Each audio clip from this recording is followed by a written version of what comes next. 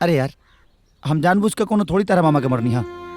तू तो जानता रू कि हमरे से गलत बात बर्दाश्त ना होला। ओहो में तो हर मामा एक नंबर के ठरकी निकला। बुझा गई। बल्कि अब तो हमरा के एकदम यकीन हो गई कि तू चाहते नहीं खा कि हमनी के शादी के बाद आगे बढ़ो। हम नहीं की चाहत। पहले तो क्रिया खा कि आज के बाद केहू से लड़ाई झगड़ा ना करबा। ठीक बा, हम केहू से लड़ाई झगड़ा ना कर। ऐसे ना, हमार क्रिया खा के कहा कि अब लड़ाई झगड़ा ना करबा। ठीक बा, तोहार क्रिया, हम केहू से लड़ाई ना करब। लेकिन तोहर मामा ठरकी बा तब बा। हम मामला के जितना सुलझावे की कोशिश करता नहीं, तू उतने बिगाड़े पे तुलल बाड़ा। हम बिगाड़े पे तुलल बानी और ना तका। कबो कबो तो हमरा लागेला कि मम्मी एकदम सही कहेली। एगो गुंडा के गुंडागर्दी कबो ना जाला। वाह वाह रे तोहर माई, उ तो तेरा मामा के देख के ही समझ में आ गए कि तोहर खानदान कितना उच्च विचार के बा। अब हमार मुंह मत खोलवावा, बहुत बोला तारू। एक से बढ़ के एक रिश्ता आ रहल बा हमरा खातिर। लेकिन हम इतना बड़ पागल बानी कि तोरा जैसन गुंडा के चक्कर में पड़ल बानी। हम गुंडा हई तो हाँ, हम हई गुंडा। तो अपना माई से कह देना कि अपना पसंद का लड़का देख के तोहर बियाह कर देस। हाँ तो करिए ले। तो कहला ना के रोक लेबा तो के तो हमके ना मिलबू ना तो मर ना जाई। ना मरबा तो ठीक बा, अब जी ला हमरा बिना। ऐसे ही घर से परेशान बात भी अब का बताई।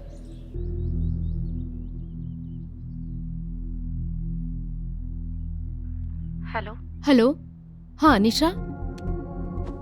हाँ अरे अरे तोहरा के एगो बात पता चलल हा? का? अरे राजा रजनी से ब्याह करे वाला बाड़े। उहे रजनी जेकरा से उनकर भाई के ब्याह होखे वाला रहला। हाँ आज हमसे रघु मिलल रहल हा। उहे बतावत रहला ना कि राजा अपन माँ बाप के इच्छा से ही शादी करता रहे। हेलो हेलो निशा।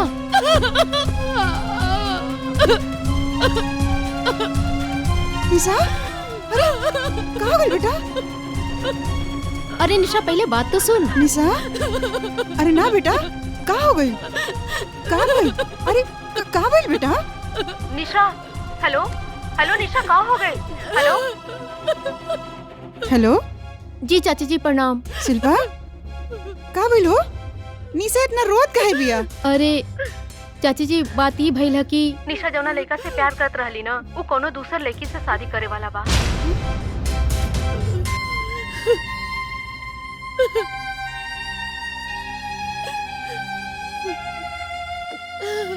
निशा,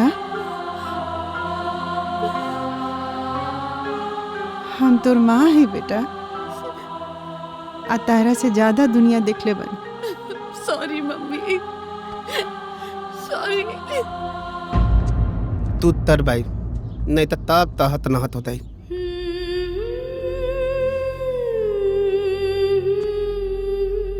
का कर यार, कुछ समझ में नहीं क्या होता।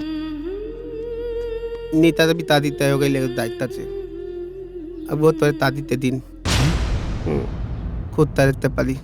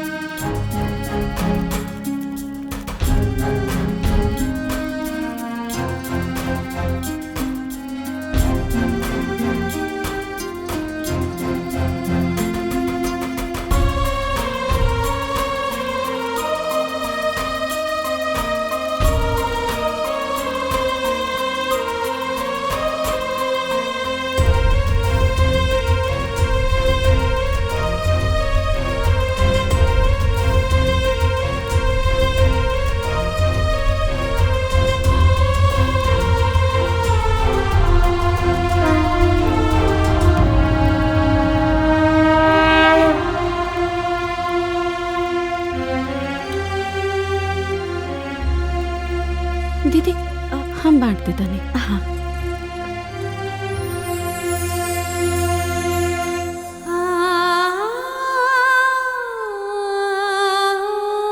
एक मिनट।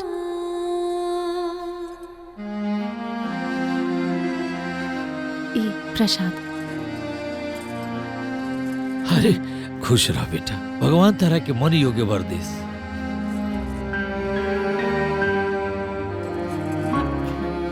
ए जी, ये तो वह लड़की बिया जो सगाई में नचले रही। तू वह बाड़ू ना? जी खूब खुश रहा बिटिया, खुश रहा। अब चलो महादेव जी के जल चढ़ाओ। हाँ हाँ चली जी, हमने के चलता नहीं। निशा यार, तू हमारी मजबूरी समझे के कोशिश कर। हम ये सब जानबूझ के नहीं करत। कोनो बात नहीं, तू बस खुश रहा। अरे हमार तो मजबूरी बा, इस हम शादी करत हनी, लेकिन तोहार कौन मजबूरी बा कि तू वही दिन शादी करत हरु? काहे? तो के तोहरा माँ बाप के खुशी के चिंता बा, हमरा के नहीं के? हाँ? चल